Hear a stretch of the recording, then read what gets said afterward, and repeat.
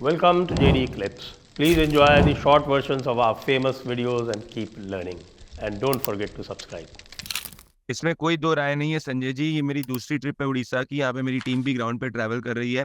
हर consecutive week के अंदर ये चीज एस्टेब्लिश हो रही है कि उड़ीसा के अंदर जो इस वक्त सेंटिमेंट है ग्राउंड पे, वो एक प्राइम मिनिस्टर नरेंद्र मोदी का सेंटिमेंट है। मैं आपको एक और उदाहरण देना चाहता हूँ जिससे आप समझेंगे कि गंजम जो होम डिस्ट्रिक्ट है चीफ मिनिस्टर नवीन पटनायक जी का, वहां तक युवा, महिला, पुरुष सब जो है प्राइम मिनिस्टर नरेंद्र मोदी की बात कर रहे हैं। तो मेरे हिसाब से एक मैसिव अंडर करंट है उड़ीसा के अंदर। ये लोकसभा के पॉइंट ऑफ व्यू से मैं बोल रहा हूँ। असेंबली में मैंने पोलिंग नहीं करी है, तो असेंबली में मेरी एक ओपिनियन रहेगी, कोरिलेशन रहेगा। बट मैं लोकसभा के पॉइंट ऑफ व्यू से जरूर ये कह सकता हूँ कि उड़ीसा में भारतीय जनता पार्टी बीजेडी से काफी ज्यादा अच्छा करने वाली है। जी, तो अब आजकल एक जनरल बात कर लेते हैं। पहले तो बहुत हंगामा मचा रखा है। एक बड़े पुराने चावल सेफोलॉजिस्ट हुआ करते थे कभी, आपने भी उनके बारे में टिप्पणी की है, योगेंद्र यादव जी। और योगेंद्र यादव जी जो है वो कह रहे हैं कि भाई बीजेपी की जो है वो 303 जो पिछली बार सीटें थी उससे 100 सीटें कम आएंगी। और उन्होंने बड़ी आसानी से बोल दिया कि साहब 30 सीटें तो यूपी में कम आएंगी और 10 सीटें तो बिहार और बंगाल मिला के कम आ जाएंगी और बाकी मिला के 10 इधर कम हो जाएंगी और 15 उधर कम हो जाएंगी। इस तरह से कर करके उन्होंने एक नैरेटिव बनाया है अपना कि साहब 100 सीटें कम हो जाएंगी भारतीय जनता पार्टी की। तो आपने वैसे अलग से उसके ऊपर टिप्पणी की, मैंने देखा था आपका वीडियो। आप जरा थोड़ा सा जो उनकी मेथोडोलॉजी है वो उसके ऊपर भी टिप्पणी कर दें। देखिए, मैं अभी तक जनरली आपको बताऊं, योगेंद्र यादव जी की मेथोडोलॉजी समझ ही नहीं पाया हूँ क्या है। मैं उनके साथ एक बार डिबेट किया था 2017 में एनडीटीवी पे, जब अखिलेश शर्मा जी एंकर थे और वो डिबेट छोड़ के भाग गए थे, क्योंकि उस वक्त वो कह रहे थे कि गुजरात में भारतीय जनता पार्टी हार रही है और मैं कह रहा था कि भारतीय जनता पार्टी 100 या उससे ज्यादा सीट लेके आएगी। तो मैंने उनको कहा था कि योगेंद्र जी, मेरे पास हर सीट का डेटा है, आप कुछ सीट्स के डेटा बता दीजिए, मैं अगर अज्ञानी हूँ तो मेरा थोड़ा ज्ञान का वर्धन हो जाएगा। तो उनने कहा था कि सेफोलॉजी जमीन पे ट्रैवल करके नहीं होती। तभी मैं दिन समझ गया था कि योगेंद्र यादव जी बहुत बड़े फ्रॉड है और इनने इस देश के अंदर सेफोलॉजी के नाम पे झूठ बांटा है। इनका मॉडल एक्चुअली क्या है संजय जी, इन सभी का जो मॉडल होता है, ये एक रूम के अंदर बैठते हैं, ये पहले डिसाइड करते हैं कि क्या सीटें आने वाली है, उसके बाद ये बैक ट्रैक करते हैं और ये बैक ट्रेसिंग करते हैं कि मान लो ये पहले डिसाइड करते हैं कि अच्छा इस बार क्या करूं, कि हम ये तो नहीं बोल सकते कि बीजेपी 200 से कम आ रही है, तो एक काम करते हैं, नैरेटिव के लिए 230 240 बोलते हैं, उसके हिसाब से फिर एक बैक ट्रेसिंग करना चालू कर देते हैं। अगर आप देखेंगे कि इनने बोला कि बंगाल में इनने जैसे हाइपोथेटिकली बोला महाराष्ट्र में 15 सीट 10 सीट बीजेपी की कम हो रही है, उसमें से किसी ने इनसे ये नहीं पूछा कि 3 सीटों का नाम बता दो, आप कौन सी कम हो रही है, वहां का कास्ट कॉम्पोजिशन बता दो, ये सब कुछ नहीं बताएंगे। तो इनके जितने भी मॉडल्स हैं, एकेडमिक मॉडल्स, वो प्राइमरी रिसर्च पे बेस्ड नहीं है। वो मॉडल्स में कंक्लूजन पहले ड्रॉ होता है और उसके बाद जाके उसका एक थीसिस लिखी जाती है। So honestly this is an academic fraud which they do and this is why 90% of the time they go wrong. This is their essence of the entire thing which I can see. So overall if I see Sanjay ji, मैं ये कहना चाह रहा हूँ कि simple concept है selection का, और आप भी बहुत माइन्यूटली इलेक्शंस को फॉलो करते हैं। और मैं चलिए स्टेट वाइज की बात नहीं कर रहा, मैं एक सीधी बात करता हूँ।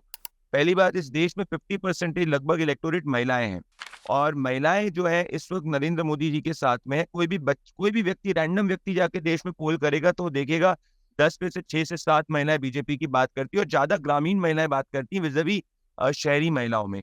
So the rural in the country you go, more is the sentiment of women in Prime Minister Narendra Modi in the women because of his welfare schemes. That is point number one.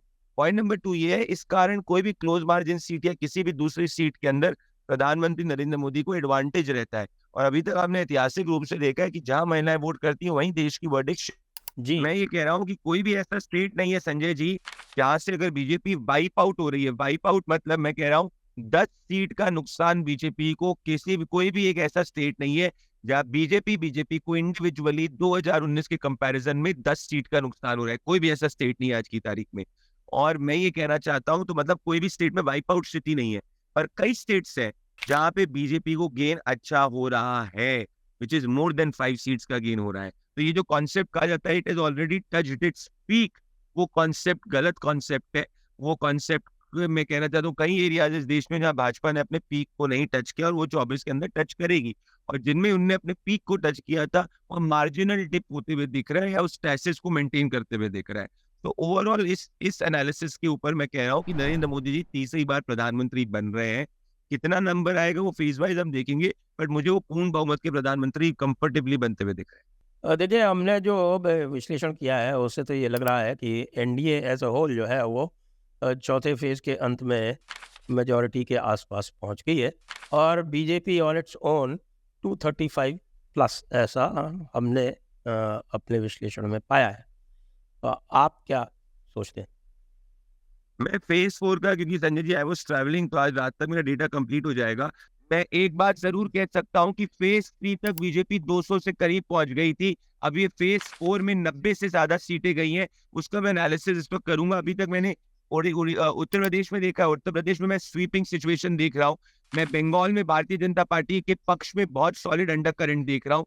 ये दो, और तेलंगाना सबसे बड़ी success story होगी BJP की south से इस बार। Note करिएगा मेरी बात को, तेलंगाना बीजेपी की सबसे बड़ी साउथ की सक्सेस स्टोरी होगी 2024 में।